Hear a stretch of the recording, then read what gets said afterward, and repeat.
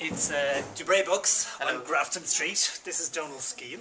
Donal is there's your book. Yeah, I know. Hello, this is my book. His book, though. Yeah, and you're about to launch this. Yes. We're very excited. It's all kicking off in a few minutes, so Yeah. very excited now. It's been a long process, but finally Donal, here. what age are you? I'm 23. You're 23, Yeah. and you're now a published food author. Yes, randomly enough. How did you get into cooking? Let's start. Cooking. Well, I've grown up in a family like who are surrounded by food. Right. My mum and dad owned a fruit and vegetable distribution company called Fresh Cut Food Services in Dublin. Okay. And so when I was growing up, there would always have been kind of, you know, a stocked fridge with mad fruit and vegetables. And I was always dragged into the Smithfield, well, the close to Smithfield market where they do all the fruit and vegetables. At about 4 AM, and my dad would be showing me all the different types and stuff that even the supermarkets wouldn't get. Like, and that's back 10 years ago. So Right. Irish cuisine has come on so much even since then. You know, you have aubergines and courgettes where you might not have. They've been rare before. Like so, absolutely. I mean, it's at that and between the cookbooks. I am a serious cookbook fan. So that would have really been the way I kind of learned, and I literally going through the recipes, recipe by recipe, and basically cooking them, and that's how I learned it.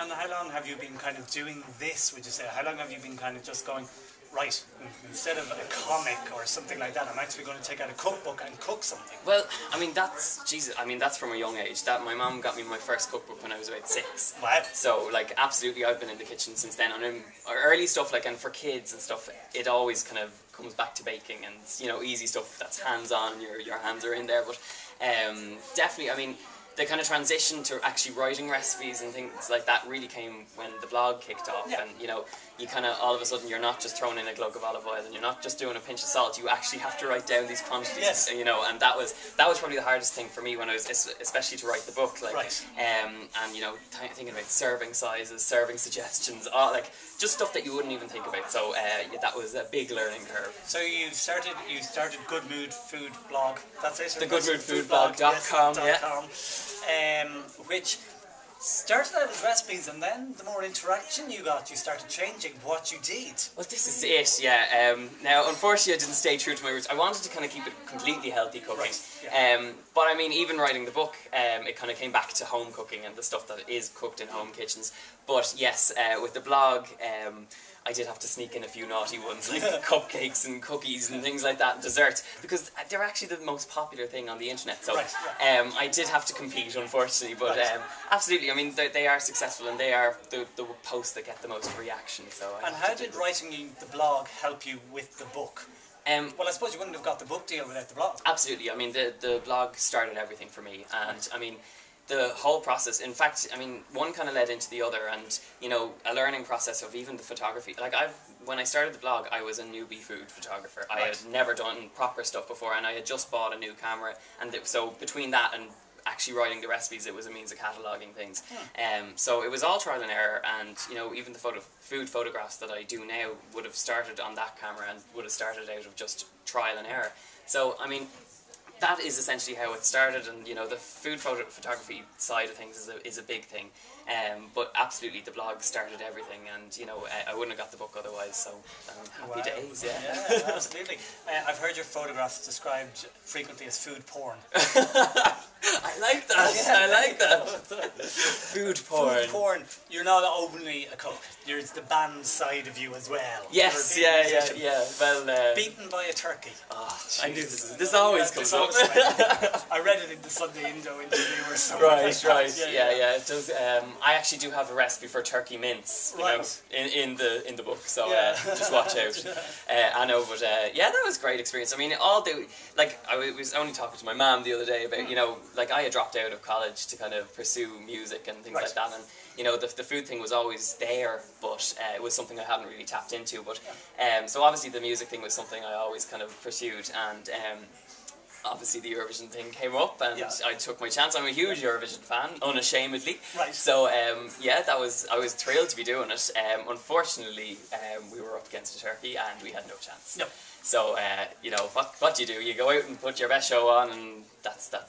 You know. But it's not just that. I mean, you're still gigging and performing. Oh and yeah, writing and absolutely. recording. Now I've been in a new band called Industry. Yes. And we've just had 2 #1 singles. Yes. This year. It only started now back in January of this year that I put the wheels into motion per se.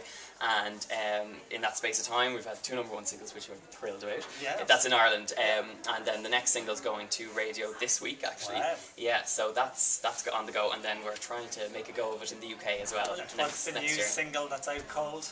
The new single that's out is called In Your Arms, and it's on our industryofficial.com and YouTube, and it's all over the place. Is it romantic? It is very romantic, and it's very in the season. Yeah, Right. definitely. It's a cuddly one. Right.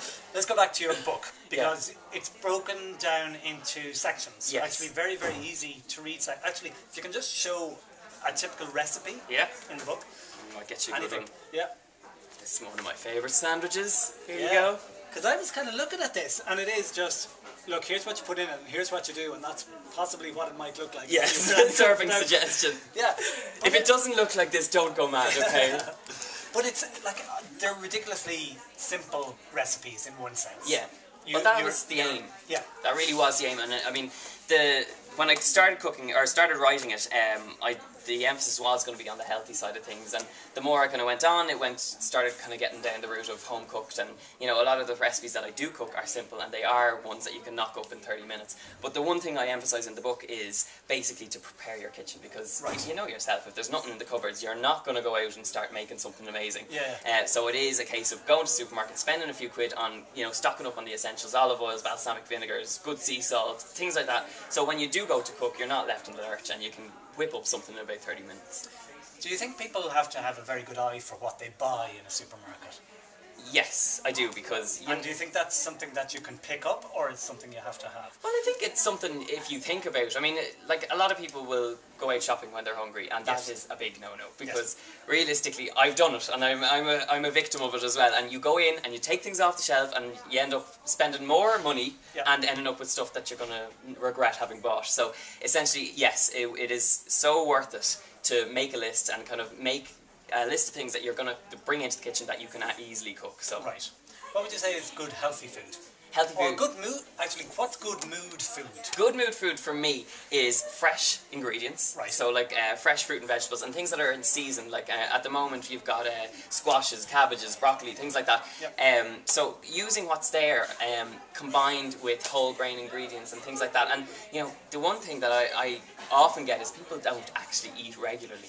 Right. And that's, you know, people skipping Guilty as meals. charged. Yeah, exactly, Yeah. skipping meals. And that's one of the biggest problems people have with their diets is skipping meals, because your body almost goes into survival mode and starts storing fats when you don't eat. So it is good to kind of keep your metabolism, and it's good for your immune system. So overall, good mood. For people like me who work at a desk all day, who have to get up early to get into the office, to be there till 6, to do it all the next day, what should I be preparing? What should I be looking at? Big question, I know, but is there any hints and tips that you can give absolutely. I mean, I've done an office job, and I've been in that situation. So, like, I know it's by the time you get home from work, you don't want the hassle of having to prepare a whole big meal for the rest of the day. So, my thoughts on it, there's two ways to look at it. I used to do a lot of preparation on the weekends, so that you'd have stuff kind of throughout the week to kind of pick on. And it's not cooking exact meals, it's cooking kind of ingredients like doing a chicken or roasting a chicken, and you have that kind of throughout the week to pick at.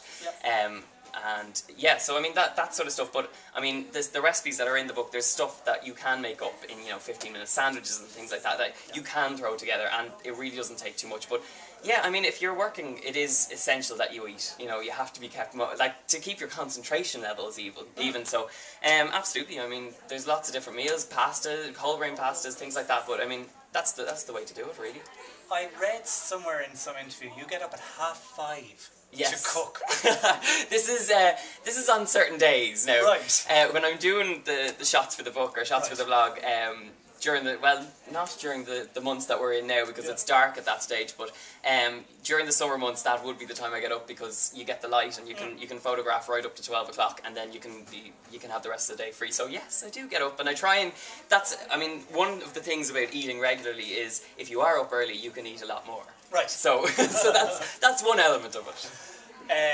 Final question: if there's anybody out there who wants to try and get into this sort of thing? Either has a great idea for a cookbook or wants to learn how to cook or whatever. What would you advise them? Well, the one thing now, I haven't ever said this in any sort of interview before, is I actually, before anything with the book came up, I wrote down exactly what I wanted, and I wrote down with the book, I wrote down chapter by chapter what I wanted, and it just came about. And it's that sort of motivation, or if you have the kind of concept in your head, you will push yourself to do it. And so essentially what I'd say is go out and do it. Just go out and do it. If you have the idea in your head, write it down, make it happen. Okay, brilliant. Yeah, there you go. It's thegoodmoodfoodblog.com. Yeah. The book is Good Mood Food. It's available in all good bookstores now, including Dubray Books on Grafton Street, where we are. You're at Donal Skehan on Twitter. Yes, Donal Skehan, @Donal Skehan, yes. And your the band is Industryofficial.com. Industry Official. I think that's all of the web addresses. There you go. It's too much for today anyway. Thank you so much. Thanks very much. Good man. Brilliant stuff.